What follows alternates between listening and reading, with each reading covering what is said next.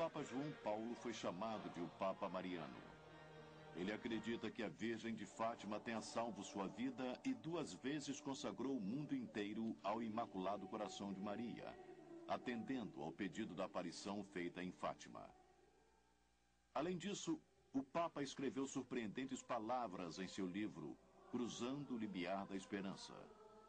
Depois de minha escolha como Papa, me tornei mais envolvido nos problemas da Igreja Universal e passei a ter a convicção de que no nível universal, se a vitória vier, ela será trazida por Maria. Cristo irá conquistar através dela porque Ele quer que as vitórias da Igreja, tanto presente quanto futuras, estejam ligadas a ela. A devoção mariana do Papa é realmente surpreendente. Eu consideraria o Papa João Paulo II um Papa mariano, porque ele visitou todos os santuários de Maria no mundo nos seus primeiros anos de mandato, e ele os escolheu até Kinnock, na Irlanda, e disse ter alcançado o objetivo de sua peregrinação quando visitou o santuário de Maria. Eu chamaria, indubitavelmente, o Papa João Paulo de Papa Mariano. Ele é amplamente conhecido em todo o mundo como sendo o Papa Mariano. E mais importante do que as convicções do Papa, dos numerosos milagres ou dos aparentes bons frutos, é o fato de que as aparições tenham, em certas ocasiões, estimulado a leitura da Palavra de Deus. Queridos filhos, hoje eu lhes peço para ler a Bíblia em suas casas todos os dias. Coloquem-na num lugar visível e sempre lembrem de lê-la e de orar.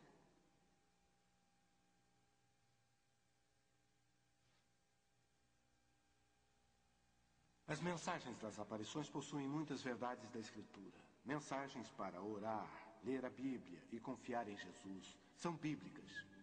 É possível que Deus tenha enviado a Sagrada Maria para nos acordar desse entorpecimento espiritual.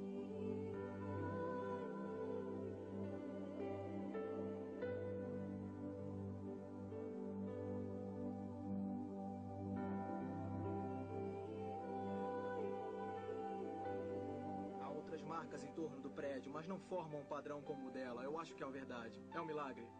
É a forma de Santa Maria chamar a atenção das pessoas. Apesar das evidências das aparições serem benevolentes, um grupo de cristãos se preocupa que o fenômeno venha a ser um grande engodo. As Escrituras nos advertem claramente que Satanás é um mestre do logro e que ele pode aparecer como um anjo de luz. E sabemos que a palavra de Deus é a luz. Por isso, Satanás pode realmente se manifestar na forma da verdade, ou parecer ser a verdade, e apesar disso, nos enganar. Satanás é como um leão que ruge em busca daqueles que pode devorar. Ou como disse Paulo, ele é o que faz planos para enganar o mundo inteiro.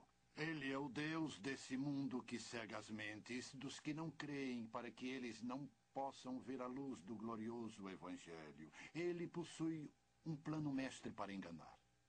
Eu acho que devemos testar cada experiência através da palavra de Deus. Acho que está claro que, no caso de Pedro, que teve uma experiência maravilhosa na transfiguração de Cristo e, mesmo assim, em seu próprio apostolado, ele escreveu que temos uma palavra mais certa da profecia e se referia à palavra de Deus. Esse é o padrão pelo qual devemos julgar todas as coisas, sem nossa própria experiência pessoal, porque as experiências são bastante não confiáveis.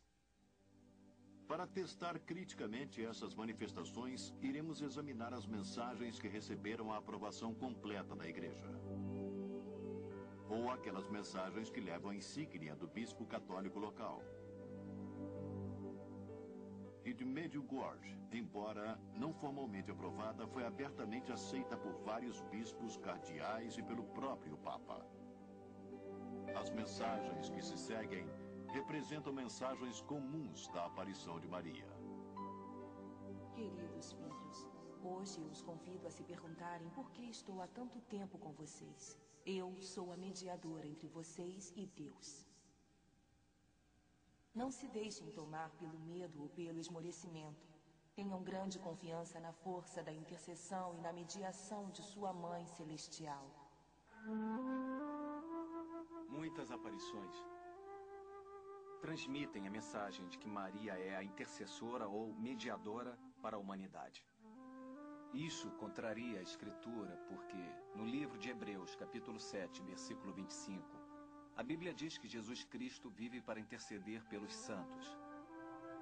E em 1 Timóteo e também em Hebreus, a Bíblia declara que há um Deus e um mediador entre Deus e os homens, e ele é Jesus Cristo. Para que alguém fosse o mediador entre Deus e o homem, ele teria que ser totalmente Deus e totalmente homem e não ter pecados. E Jesus Cristo é de fato totalmente Deus e totalmente homem. Meus filhos, eu sou a mãe dos bons conselhos, mediadora que tenta convencê-los a ouvir o chamado. Minha mensagem é de fé, de amor e de esperança. Mais do que tudo, ela traz a reconciliação entre os povos e as nações. É a única coisa que pode salvar esse século da guerra e da morte eterna. Jesus é a única forma, a única verdade, a única vida. Ele é o construtor de pontes entre Deus e o homem. Se você tentar pegar um desvio à esquerda ou à direita, jamais chegará lá. É apenas através de Jesus sofrimento na cruz. Pedro escreve, porque também Cristo morreu uma só vez pelos pecados, o justo pelos injustos, para levar-nos a Deus, sendo na verdade morto na carne, mas vivificado no Espírito.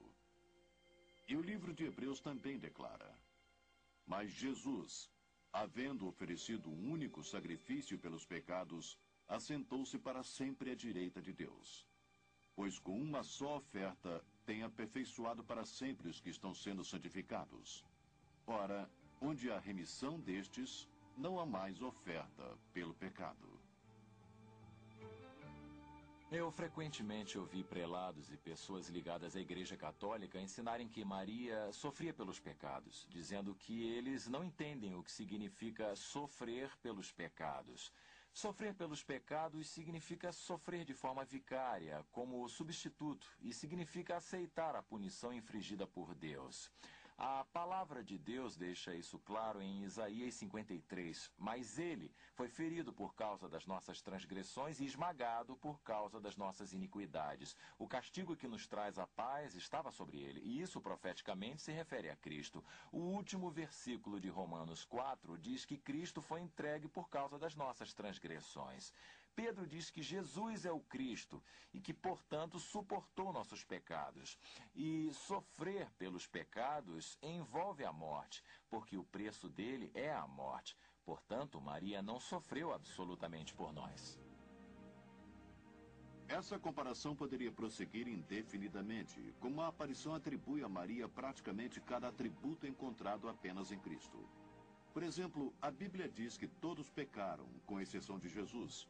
E a aparição declara não ter pecados. Jesus é o novo Adão, a aparição declara ser a nova Eva. Jesus ascendeu fisicamente, embora a aparição diga que Maria foi fisicamente assumida. Jesus sozinho destruiu as obras de Satanás, e a aparição diz que Maria irá esmagar a serpente. A Bíblia diz que Jesus é a estrela da manhã, enquanto a aparição se refere a Maria como a estrela da manhã. Apesar das declarações da aparição, Deus zela por sua glória. Eu sou o Senhor, este é o meu nome. A minha glória, pois, a outrem não a darei, nem o meu louvor às imagens esculpidas.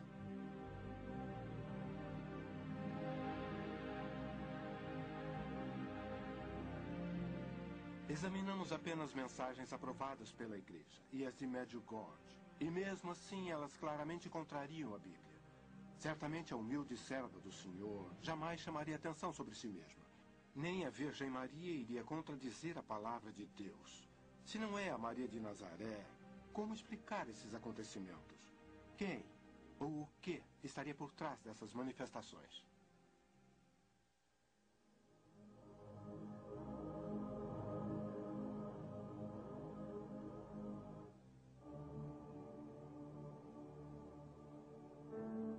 Esta aqui tem a mãe abençoada. Como podem ver, é a mãe abençoada. Aqui, ó. Nós vimos o milagre do sol, vimos o sol girando e Ficamos muito emocionadas. Eu vi a cruz bem no sol e depois eu vi o halo no meio do sol e depois eu vi um outro círculo.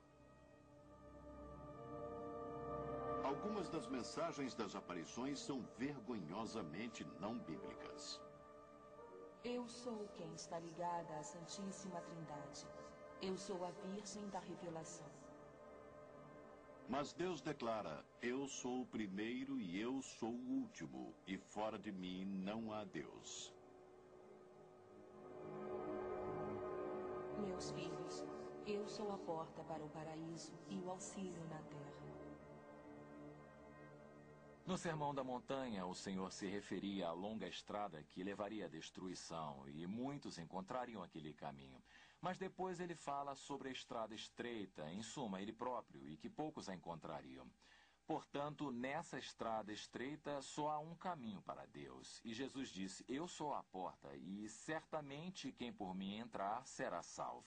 Só há um caminho para o céu, e é através do Cristo crucificado. Há muitos outros problemas.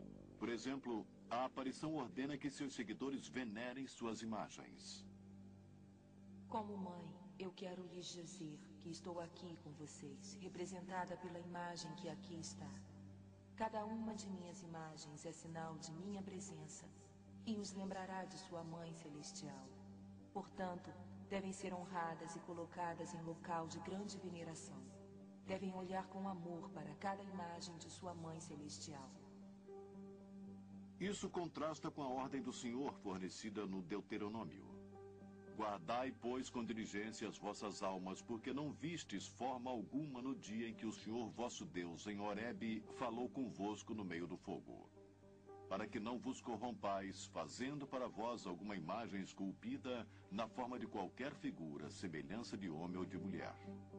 A aparição também pediu que fossem construídos santuários para sua homenagem em todo o mundo. Eu ardentemente desejo um templo construído para mim aqui, onde eu possa aparecer e demonstrar todo o meu amor, compaixão, auxílio e proteção. Eu sou sua mãe misericordiosa. A maioria das aparições pede que se construam santuários, e milhares deles foram construídos por todo o mundo.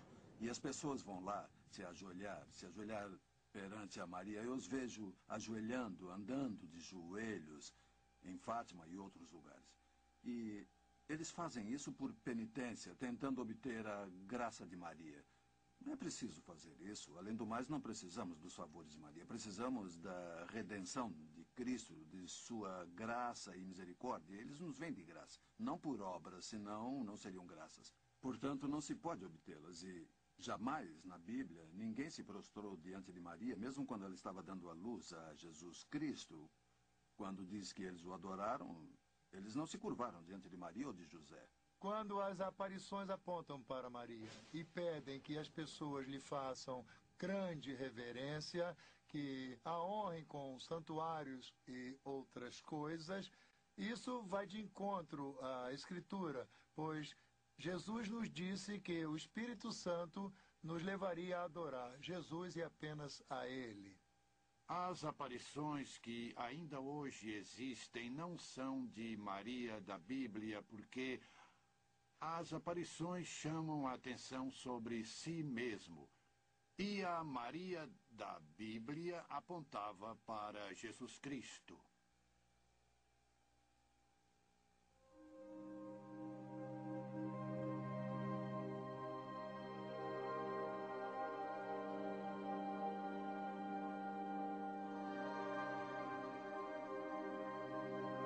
Se as aparições não são de Maria, quem então estaria aparecendo? Ironicamente, a própria aparição nos dá a resposta. Eu sou Maria, a rainha dos céus e dos anjos. Ela é sem dúvida a rainha dos céus, ela é a mãe de Deus. É a nossa mãe.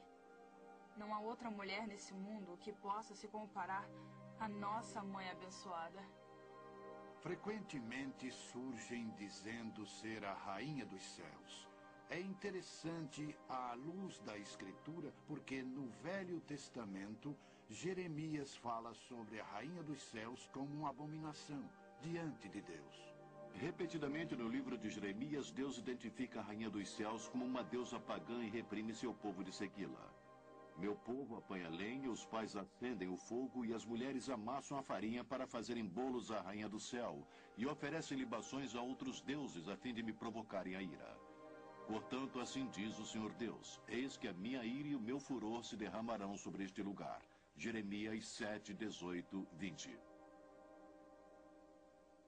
Sempre que eu ouço o título Rainha dos Céus, lembro da profecia do livro de Jeremias, quando Deus, Jeová, proíbe as pessoas de oferecerem sacrifícios à Rainha dos Céus e que isso era contra a sua vontade e que ele fica irado porque ele é um ciumento, um Deus zeloso e que não dá a sua glória para ninguém.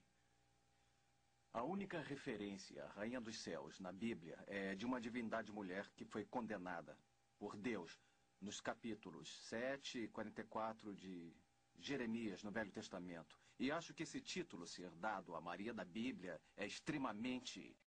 Ele é o construtor de pontes entre Deus e o homem. Se você tentar pegar um desvio à esquerda ou à direita, jamais chegará lá. É apenas através de Jesus e ponto final.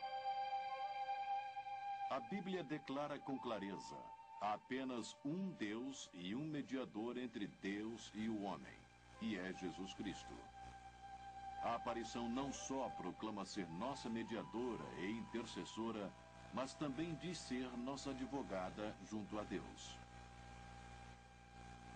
O mundo se degenera de tal forma que foi necessário que o Pai e o Filho me enviassem ao mundo, para todos os povos, para ser advogada deles e para salvá-los. 1 João 1,2 nos diz que se qualquer homem pecar, temos um advogado junto ao Pai, Jesus Cristo, o justo. Apenas Cristo é justo e, portanto, ele, com sua justiça, pode interceder e advogar pelos pecadores. Essas regras pertencem exclusivamente a Cristo e não podem, de forma alguma, ser atribuídas a Maria. Jesus Cristo é nosso advogado. Ele jamais sugeriu que alguém chegaria até ele através de Maria, não nessa terra nem em outra. Isso não está declarado e, portanto, denigre Jesus Cristo. Porque não podemos ir direto a ele. Ele é meu Salvador, é ele que me ama. E disse que chegaremos ao Pai através dele. Então, onde entraria Maria? A Bíblia não diz isso. Além dessas alegações, a aparição diz que veio para salvar o mundo. Eu os conclamo a se abrirem totalmente através de mim, para que através de cada um de vocês eu possa ter a capacidade de converter e salvar o mundo.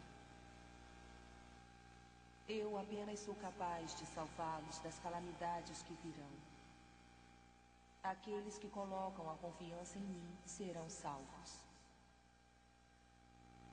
Minha filha, nessa hora eu sou a arca para todos os seus irmãos. Eu sou a arca da paz. Eu sou a arca da salvação. A arca onde meus filhos devem entrar se quiserem viver no reino dos céus. Eu acho que é importante o que diz Mateus capítulo 1, quando o anjo aparece para José para anunciar o nascimento. Ele primeiro menciona Maria, que dará à luz a um filho. Esse é o papel dela, dar à luz a um filho. E depois ele diz a José o que deverá fazer, que deverá chamá-lo Jesus, porque ele salvará todos de seus pecados. Então, Maria devia dar à luz a um filho, José devia dar seu nome, mas Cristo é o Salvador. Ele irá salvar as pessoas de seus pecados, e é claro que Pedro afirma em sua primeira epístola que não somos redimidos através do ouro e da prata corruptíveis, mas com o sagrado sangue de Cristo, como o Cordeiro sem mancha nem pecados. Só há um Salvador dos homens. Cristo mesmo disse, o Filho do Homem veio para buscar e salvar aqueles que estejam perdidos.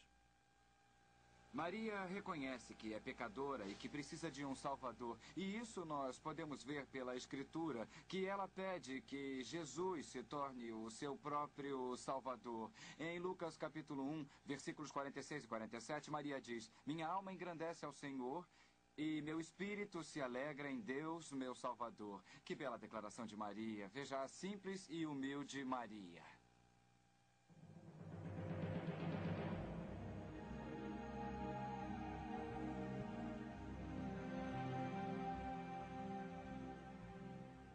O apóstolo Pedro proclamou que Jesus é a pedra angular, e em nenhum outro há salvação, porque debaixo do céu nenhum outro nome há dado entre os homens em que devamos ser salvos. E na Bíblia Deus proclama em Oséias 13:4: Não conhecerás outro Deus além de mim, porque não há Salvador senão eu.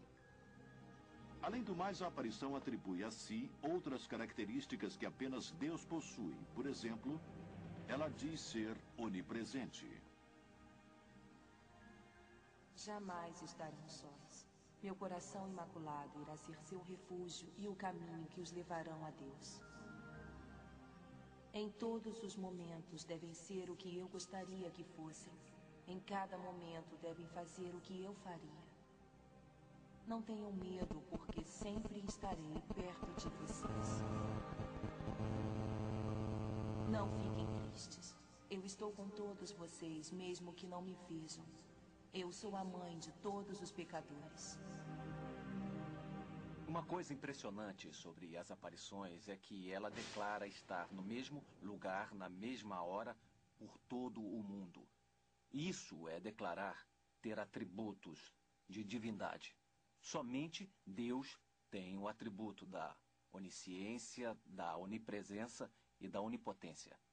Estão atribuindo qualidades de Deus a Maria, que foi uma humilde serva do Senhor, obediente a Ele, um exemplo maravilhoso para os fiéis, mas certamente não é a Maria onipresente, onisciente e onipotente do catolicismo romano. É claro que Jesus, Todo-Poderoso, prometeu a seus seguidores: E eis que eu estou convosco todos os dias até a consumação dos séculos. A aparição se proclama como a corredentora. Eu estou aqui como corredentora e advogada. Tudo deve estar concentrado nisso. Repitam comigo. O novo dogma será o dogma da corredentora. Até que eu seja reconhecida onde a Santíssima Trindade deseja que eu seja, eu não pararei de exercer completamente o meu poder. No trabalho maternal de corredenção e de mediação universal de graças. A ideia de que Maria seja a corredentora de Jesus Cristo é contrária ao entendimento bíblico. Uma coisa é ser um pouco heterodoxo, um pouco periférico, mas outra coisa é ir diretamente em oposição à verdade central da Bíblia. Não estamos falando de detalhes. Muitas denominações possuem exageros de ponto de vista sobre questões periféricas. Estamos falando em contrariar o tema central do Evangelho. E quando eu digo Evangelho, eu falo sobre o tema que Deus expôs em Gênesis capítulo 3 até o final. E é por isso que tais afirmações, alegações, são antibíblicas. Não apenas não bíblicas, são antibíblicas. E, portanto, perigosas.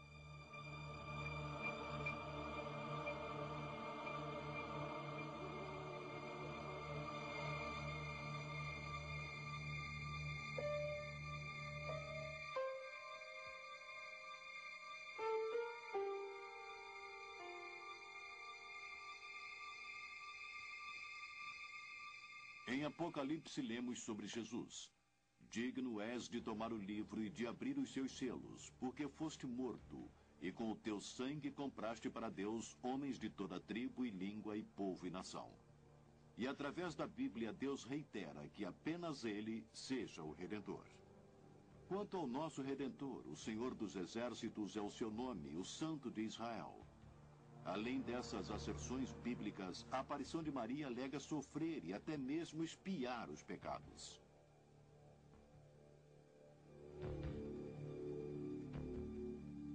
Eu amo vocês mesmo quando estão longe de mim e de meu filho. Eu peço para que não permitam que meu coração derrame lágrimas de sangue pelas almas que estão se perdendo através dos pecados.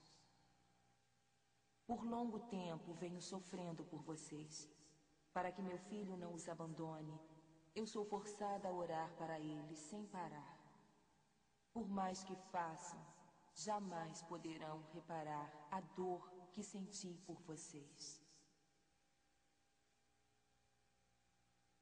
Eu corajosamente afirmo que o sofrimento dele se tornou o meu sofrimento, porque o coração dele era meu. E como Adão e Eva trocaram o mundo por uma maçã, de certa forma, meu filho e eu redimimos o mundo com um coração. Em muitas aparições que as pessoas têm de Maria hoje em dia, ela declara sofrer e expiar com Jesus.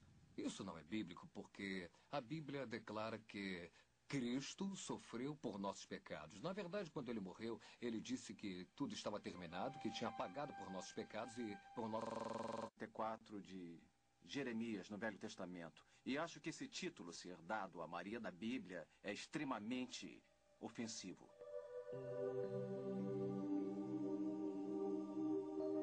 Além do mais, a Rainha dos Céus frequentemente aparece com um bebê, presumivelmente Jesus.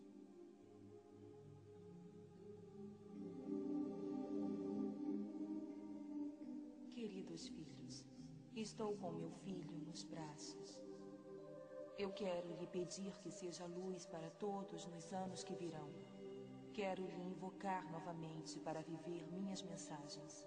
Às vezes, nessas aparições, Maria surge segurando um bebê, Jesus vivo. E, novamente, eu diria que isso é uma artimanha do inimigo. Porque Jesus, como sabemos, foi crucificado como homem e não irá voltar então como um bebê. A Bíblia diz claramente que ele irá voltar como homem para salvar este mundo. Novamente, isso evidencia as pessoas que buscam a verdade, que essas visões ou aparições não são de Deus. Pedro escreve: pela ressurreição de Jesus Cristo, que está à destra de Deus, tendo subido ao céu, havendo-se-lhe sujeitado os anjos e as autoridades e a potestades. Se Jesus está em seu corpo glorificado, reinando nos céus, então a Rainha dos Céus deve estar apresentando um falso Cristo.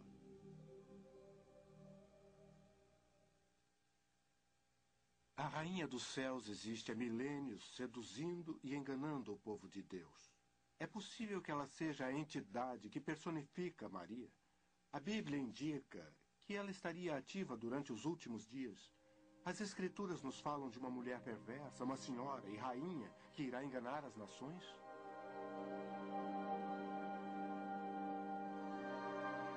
No livro do Apocalipse, há o relato de uma rainha que irá influenciar o mundo. Vem, mostrar-te-ei a condenação da grande prostituta que está assentada sobre muitas águas. As águas que viste, onde se assenta a prostituta, são povos, multidões, nações e línguas. Sai dela, povo meu, para que não sejas participante dos 7 pecados, pois que ela diz em seu coração: estou assentada como rainha. No livro do Apocalipse, o último livro da Bíblia, João revela parte de sua visão, que nos últimos dias haverá uma mulher malvada que fará parte de um logro que enganará todo o mundo. E há referência de que a mulher seja uma rainha.